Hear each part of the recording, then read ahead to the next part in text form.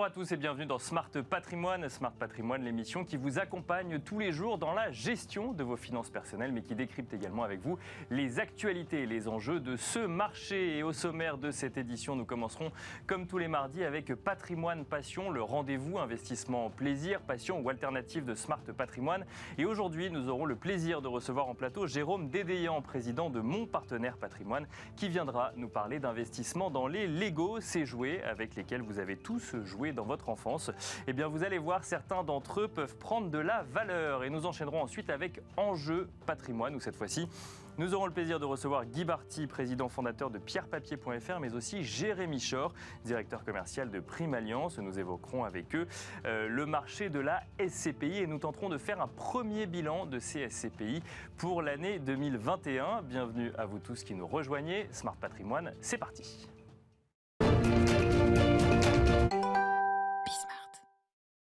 Et nous commençons donc comme tous les mardis avec Patrimoine Passion, le rendez-vous investissement passion, plaisir ou investissement alternatif de Smart Patrimoine. Et aujourd'hui, nous avons le plaisir de recevoir Jérôme Dédéian, président de Mon Partenaire Patrimoine. Bonjour Jérôme Dédéian. Bonjour Nicolas. Bienvenue sur le plateau de Smart Patrimoine. Alors le sujet qui va nous animer aujourd'hui est un sujet un peu original, mais bon, c'est la thématique de ce rendez-vous. On va parler d'investissement, plaisir, passion dans les Lego. Est-ce qu'on peut parler d'investissement quand on parle de Lego ? Ah bah oui, il y a une thèse d'investissement puisqu'il y a moyen de gagner de l'argent en spéculant sur les Lego. Alors ça reste un marché très volatile. C'est un vrai marché avec toutes les caractéristiques d'un marché. Alors on va tout de suite déflorer un peu le sujet en parlant de rendement. Alors, évidemment, c'est une étude qui a été faite par une professeure à l'économie de l'école d'économie de Russie. Donc elle est à prendre avec des pincettes, mais elle a, avec une de ses stagiaires, remonté 2300 références de boîtes de Lego dans le temps, en comparant leur prix neuf et leur valeur sur le marché secondaire aujourd'hui, et elle a trouvé un rendement annualisé de 11%.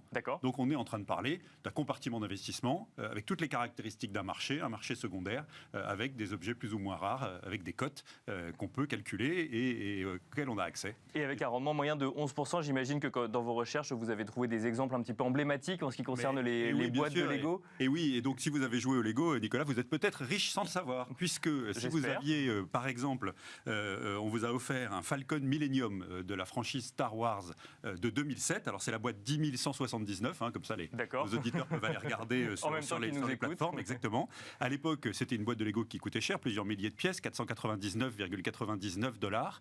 Et il s'en est vendu une récemment pour plus de 4000 $. Et en ce moment, il y en a sur eBay qui sont en train de monter. Vous savez, sur eBay, les enchères viennent toujours sur la fin, le prix s'envole sur la fin. Et j'en ai vu 2 ou 3 à 3000 ou 3500 $, alors que la fin des enchères est encore dans plusieurs jours ou plusieurs semaines. Donc il faut se jeter sur ce type d'investissement, ou il faut regarder ça de manière un petit peu plus prudente quand même ? Il faut évidemment regarder ça avec modération. Je vous donne un autre exemple qui est un peu l'avant-franchise de Star Wars, qui est sorti au moment du premier film Star Wars, mais qui ne s'appelait pas Star Wars, parce que Lego n'avait pas la franchise. Ça s'appelle le Galaxy Explorer, c'est la boîte 497, c'est beaucoup plus modeste comme modèle, c'est plus proche de ce que j'avais quand j'étais petit. 32 $, ça vaut aujourd'hui plus jusqu'à 1000 € sur les plateformes secondaires. Donc il y a vraiment moyen de faire des coups, alors évidemment avec modération, puisque c'est très volatile, et il faut évidemment aborder ça comme un investissement plaisir, où on met vraiment une fraction de son argent dont on n'a pas besoin, pour le dire simplement. Alors la question qu'on peut se poser sur tous ces types d'investissements, où finalement en fait on se pose la question si c'est plus du domaine de la collection ou de l'investissement, c'est est-ce qu'il y a réellement un marché d'investissement sur les Lego ? Alors c'est vraiment un marché avec toutes les caractéristiques d'un marché, c'est-à-dire que ça a l'air d'être de la revente secondaire de jouets, mais en fait c'est très organisé, avec une offre et une demande qui se rencontrent et une liquidité qui est organisée, avec plusieurs dizaines de milliers de transactions chaque année dans le monde sur des boîtes de Lego sur le marché secondaire.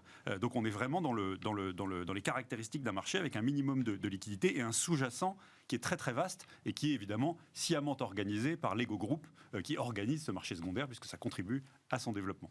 Bon, alors peut-être un petit peu d'histoire, Jérôme Dédéian, je sais que vous avez fait pas mal de recherches pour venir nous parler de Lego aujourd'hui en plateau. Ça date de quand déjà, Lego Lego a été monté par un Danois qui s'appelle Ole Kirk Christiansen. En 1932, il invente la brique. Et puis, ça marche pas très bien au début, mais c'est le premier. C'était un menuisier en fait qui faisait de la charpente. Ensuite, il a fait des meubles et puis ensuite des répliques de ces meubles qui sont devenus des jouets en bois. Ensuite, son atelier a brûlé et le plastique arrivait. Il a fait venir une machine à plastique d'Angleterre et puis il a commencé à fabriquer les briques sur ces jouets. Donc le premier Lego était effectivement en plastique pour le coup. Était en plastique directement, et il a perfectionné son système, et il a fini dans les années 50 par breveter la brique Lego de base, telle que nous la connaissons, ou que nous l'avons connue quand nous étions plus jeunes. Et il choisit le mot Lego depuis le danois Leggold, ça c'est intéressant, j'aime bien la sémantique, qui veut dire j'assemble en danois. Mais ça fait sens. Mais il ne savait pas à l'époque, et il a eu vraiment un coup de bol, que Lego en latin, ça peut vouloir dire assemble, j'assemble, pardon, en danois ça veut dire joue bien. D'accord. Leggold, voilà. Et en Lego en latin, ça peut vouloir dire j'assemble, mais il paraît qu'il ne le savait pas au moment où il choisit son nom. Alors c'est une entreprise qui a été florissante, qui est toujours propriété de la famille via une fondation, donc elle est non cotée. Elle a vécu d'énormes difficultés dans les début des années 2000, parce qu'elle a commencé à louper le virage numérique, jeux vidéo, et donc les Lego étaient déclassés, démodés, etc. Puis elle s'est magnifiquement relancée en se diversifiant dans le jeu vidéo, dans le cinéma. Dans les parcs d'attractions qui sont désormais vendus, ils se contentent d'avoir la licence. Et puis surtout, un marketing extraordinaire sur la diversification de l'offre des briques et des boîtes avec les briques. Groupe mondial, un des premiers, ou sinon le leader mondial du jouet, avec vraiment un sous-jacent et une histoire qui permet justement d'animer ce marché secondaire et d'en faire un objet d'investissement. Alors justement, si on en parle aujourd'hui en matière d'investissement, c'est qu'on parle d'un jouet emblématique. On imagine bien que tous les jouets n'ont pas la même seconde vie.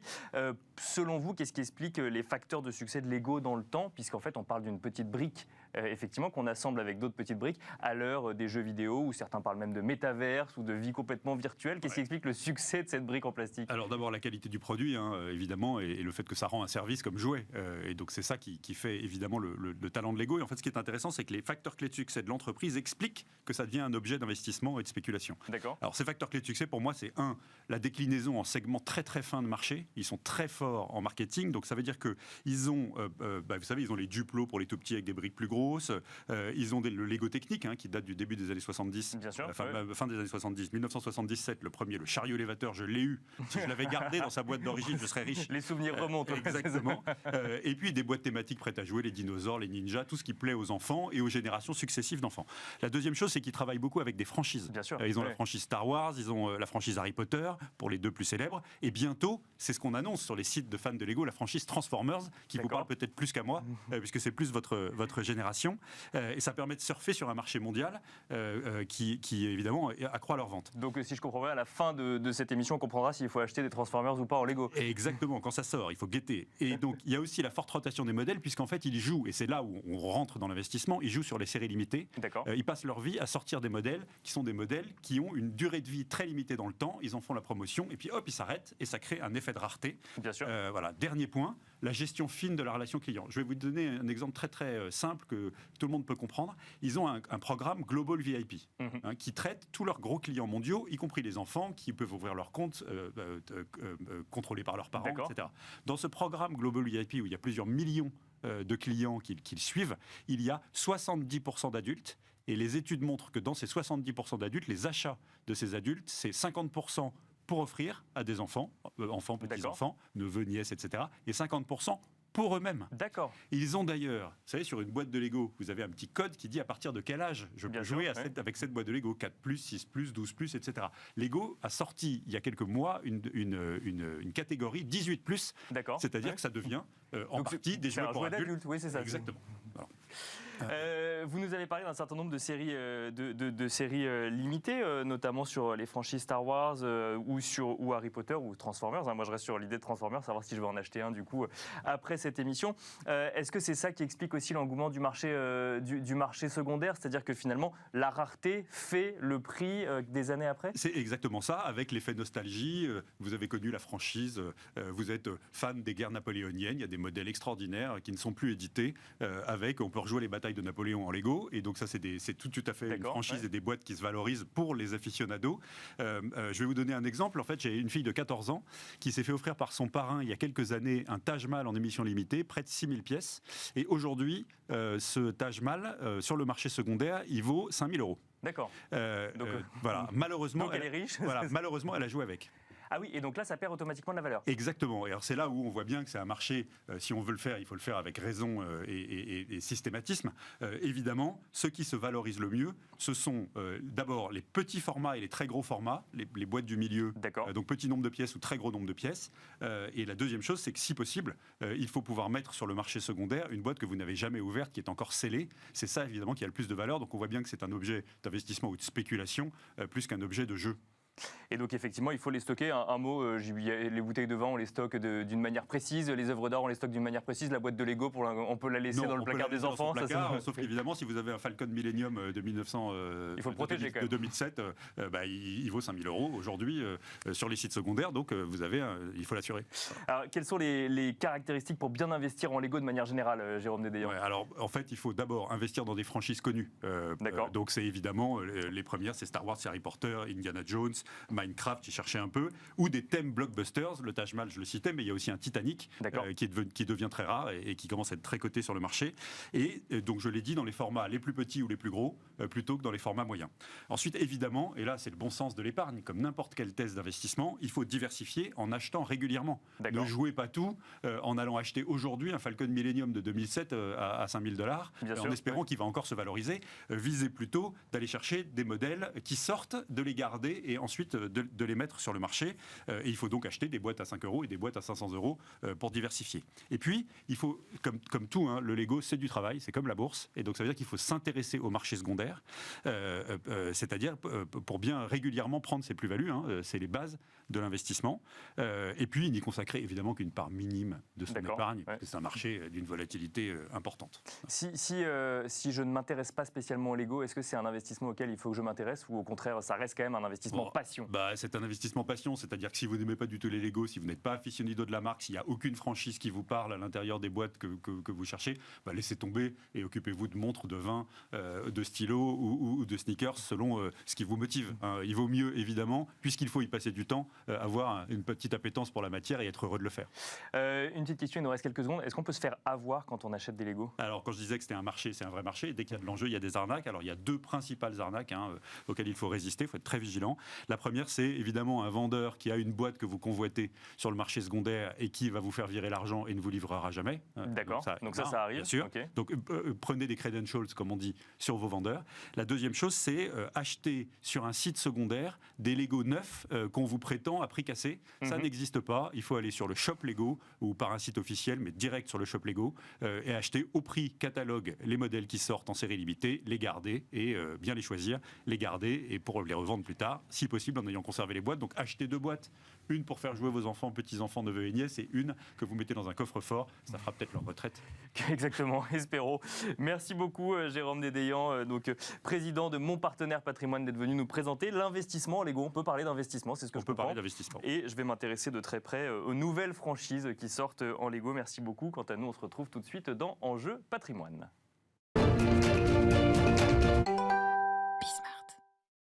Et c'est parti pour Enjeu Patrimoine, où nous allons tenter de faire ensemble un premier bilan en ce qui concerne l'année 2021 en matière de SCPI. Et pour cela, nous avons le plaisir de recevoir en plateau Guy Marty, le fondateur de pierrepapier.fr. Bonjour Guy Marty.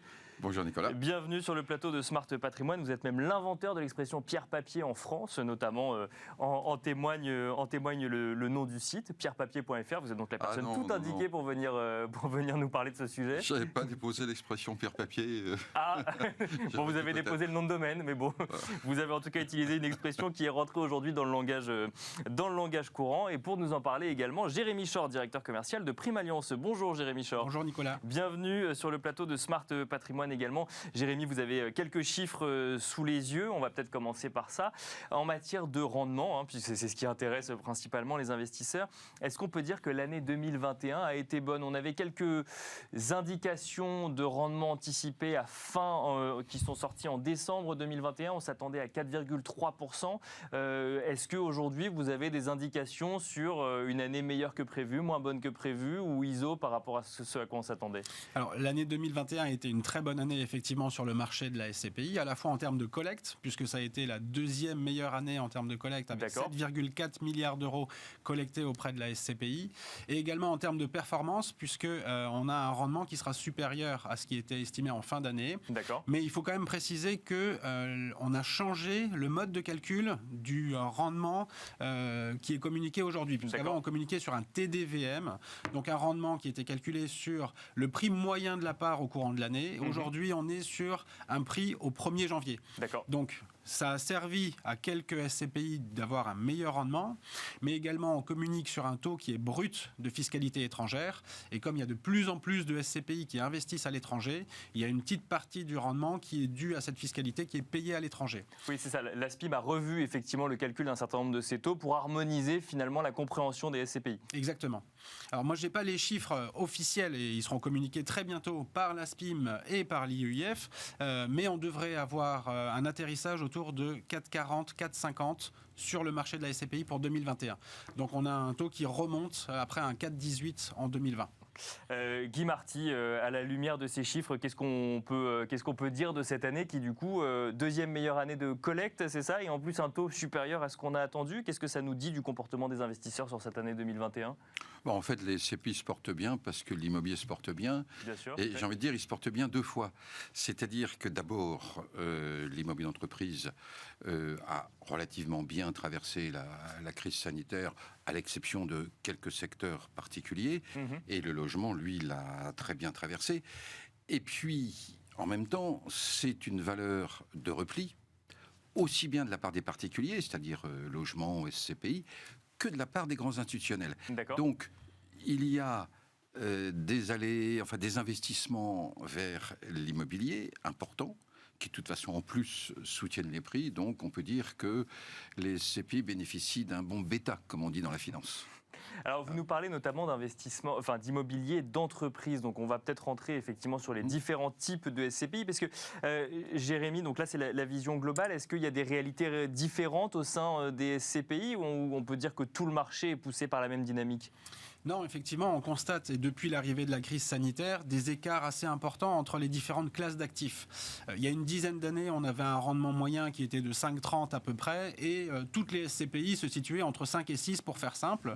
Aujourd'hui, on a vraiment des grands écarts entre des SCPI qui ont servi à un taux de rendement de 2,64%.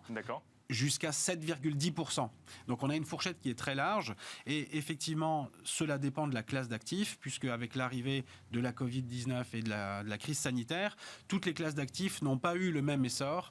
Et l'hôtellerie par exemple a subi certaines baisses parce qu'on ne pouvait plus voyager, donc on n'utilisait plus l'hôtellerie. Certains types de commerces également ont été fermés pendant des périodes de confinement, etc.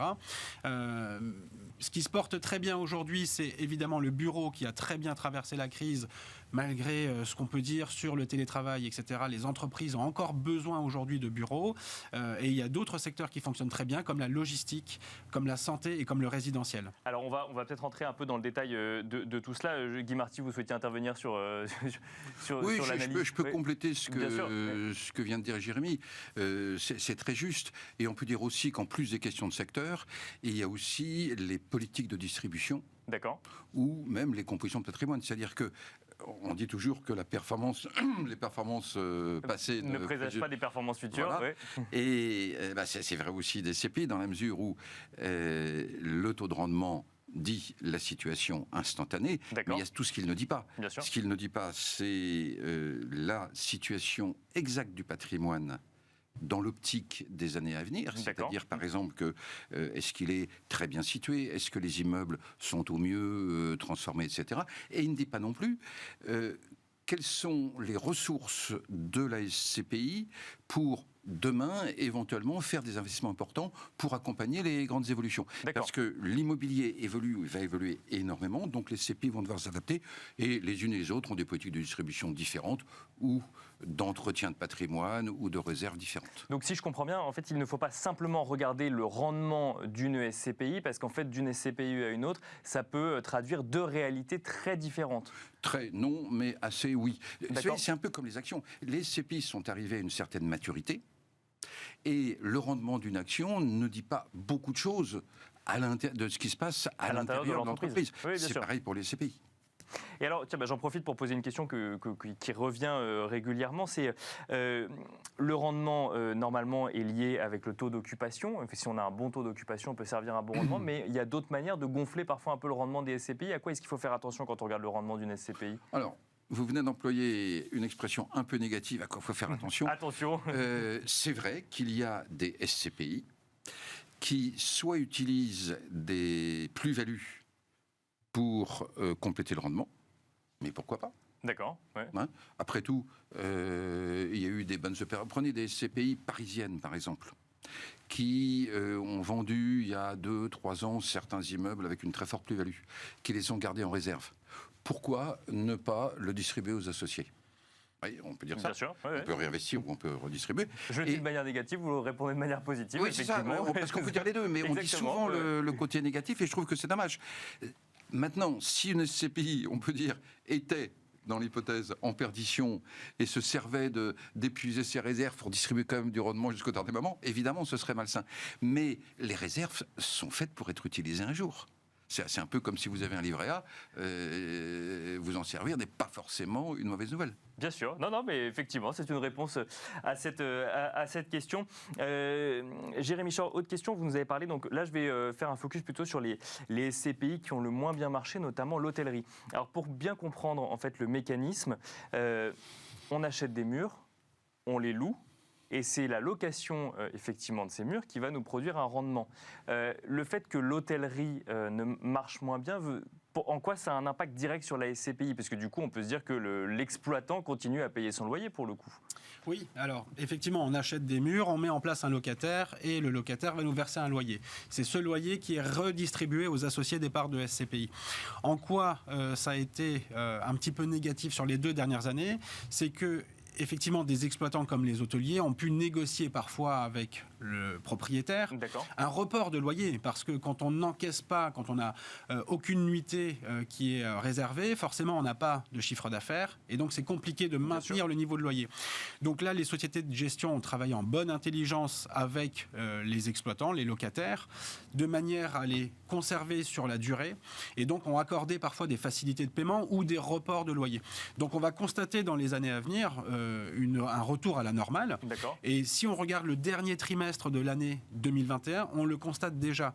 Les SCPI qui ont été investis en hôtellerie ont eu une forte accélération sur l'encaissement des loyers sur le dernier trimestre et ça va se prolonger sur l'année 2022. Parce que l'hôtellerie, c'est quand même un secteur qui est très porteur en Europe, en France aussi, puisqu'on a besoin aujourd'hui de beaucoup plus de chambres que ce qu'on a pour accueillir les tourismes.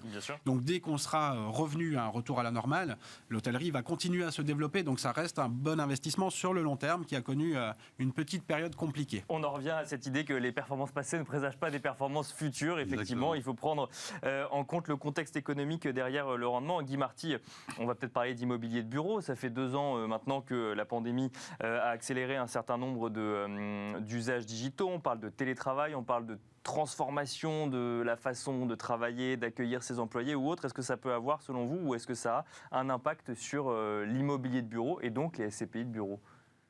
Ça a évidemment un impact. L'immobilier ne fait que suivre, s'adapter, accompagner l'économie. En fait, on ne sait pas encore où on en sera dans 5 ans sur les habitudes exactes de télétravail.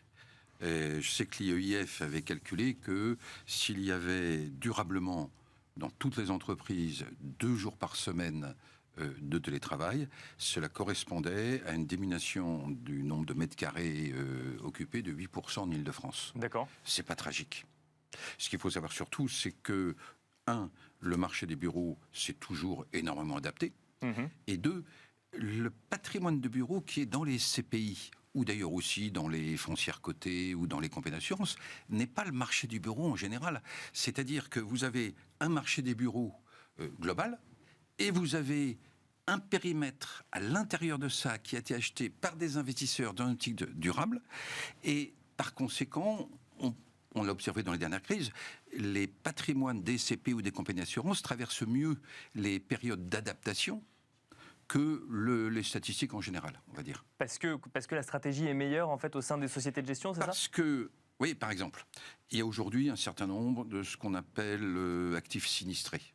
En deuxième couronne, vous avez des bureaux dont on peut penser qu'ils seront jamais loués. D'accord. Et ça, c'est juste lié à la zone géographique ou... C'est lié à un moment d'enthousiasme où on a construit des bureaux un peu partout parce qu'il y en avait besoin. Sauf que c'est pas là que les CPI ou les foncières ou les compagnies d'assurance ont été achetées. D'accord. C'est ça que je veux dire. Bien sûr. Et surtout, ce qu'il faut savoir, c'est que le phénomène même, le mécanisme de la SCPI, par un portefeuille important, une mutualisation, permet, après un choix, on va dire, pas trop inintelligent des immeubles à acheter, puisque difficile d'avoir l'intelligence dans 10 ans, dans 15 ans, hein, mais après le choix des immeubles, dans l'idée de les garder longtemps, il y a quand même la possibilité, les moyens de les adapter, éventuellement de les transformer. Donc, on peut dire que les CPI s'adapteront, comme l'immobilier de bureau s'adaptera, mais les périmètres détenus par les institutionnels, dont les CPI, sont des périmètres qui seront en fait à la pointe de l'adaptation, c'est ça qu'il faut dire. Alors, en valeur absolue, je ne sais pas. Comment se portera l'immobilier de bureau dans 20 ans, Bien sûr, je n'en sais rien du tout. Ce que je sais, c'est que le patrimoine des CPI fera partie du bon patrimoine des bureaux. Alors, il nous reste quelques minutes. On n'a pas le temps d'aller dans toutes les thématiques d'investissement SCPI. Il y a quand même ce sujet logistique qui est beaucoup revenu, Jérémy Chor, en 2021, parce que explosion du e-commerce, et donc on entendait souvent... E-commerce veut dire logistique et donc veut dire stockage, et les SCPI pour le coup sont allés sur ce type d'investissement également, et donc ça fait partie des thématiques d'investissement qui tirent leur épingle du jeu en 2021. Oui, clairement. La logistique fait partie d'une des classes d'actifs qui tire bien son épingle du jeu. Alors, c'est pas nouveau la logistique, hein. Ça fait depuis de très nombreuses années que les SCPI dites diversifiées ont une majorité de bureaux dans leur patrimoine et ont de la logistique dans le patrimoine. Simplement, ce qui est nouveau, c'est qu'il y a une société de gestion qui est arrivée, qui avait une vraie expertise sur cette classe d'actifs-là et qui a lancé une SCPI 100% dédiée à la logistique. Ça, c'est un phénomène nouveau. Et donc, c'est une SCPI qui a très bien collecté sur les 2-3 dernières années, dû notamment à ce développement du e-commerce et de la consommation des Français aujourd'hui par Internet, où effectivement on a besoin de lieux de stockage pour aller acheminer le colis jusqu'à son destinataire. Alors on n'aura pas le temps de regarder les autres types de SCPI. Jérémy Chor, en quelques secondes, qu'est-ce qu'il faut regarder, qu'est-ce qu'il faut se dire pour l'investissement en SCPI en 2022 maintenant? L'heure du bilan est passée, maintenant on regarde l'année 2022. Alors, je pense que de plus en plus, on va devoir regarder les SCPI qui sont labellisés ISR. Ça va vraiment aujourd'hui dans le sens de l'histoire. Il y a 22% de la collecte qui a été réalisée l'année dernière sur des SCPI labellisés ISR. 2, ne surtout pas regarder que le rendement. Ça serait une erreur de regarder que le rendement, et on a beaucoup d'épargnants qui se focalisent sur un seul chiffre qui est le rendement. Il faut regarder la qualité de la société de gestion, son historique, la qualité du patrimoine qui est détenu, et ensuite la stratégie sur laquelle elle est investie. Est-ce que j'achète du bureau en France? Est-ce que j'achète du commerce en Allemagne? Et l'idéal, c'est d'avoir une allocation qui est diversifiée. Si on veut se constituer un patrimoine qui soit à la fois sécurisé et performant, on va diversifier les classes d'actifs et diversifier les secteurs géographiques. Et alors Guy Marty, vous avez très peu de temps peut-être pour compléter ce que vient de nous dire Jérémy Chor sur cette année 2022. Alors c'est très bien ce qu'il a dit, mais je refuse de regarder 2022. Il faut regarder avec les CPI 10 ans en avant. Et à mon avis, il faut regarder l'utilité économique. Ce qui a fait le succès des CPI bureaux, c'est qu'elles ont aidé les PME dans le développement du tertiaire. Et aujourd'hui, que ce soit en logement, que ce soit en santé, que ce soit dans différents secteurs logistiques, il s'agit d'aider certains secteurs qui sont utiles à l'économie. Et l'utilité à long terme, c'est la meilleure sécurité. Merci beaucoup Guy Marty. Je rappelle que vous êtes fondateur de pierrepapier.fr. Merci Jérémy Chor, directeur commercial de Prime Alliance. Merci à vous également de nous avoir suivis. Et je vous donne rendez-vous demain pour un nouveau numéro de Smart Patrimoine à 13h sur Bismart.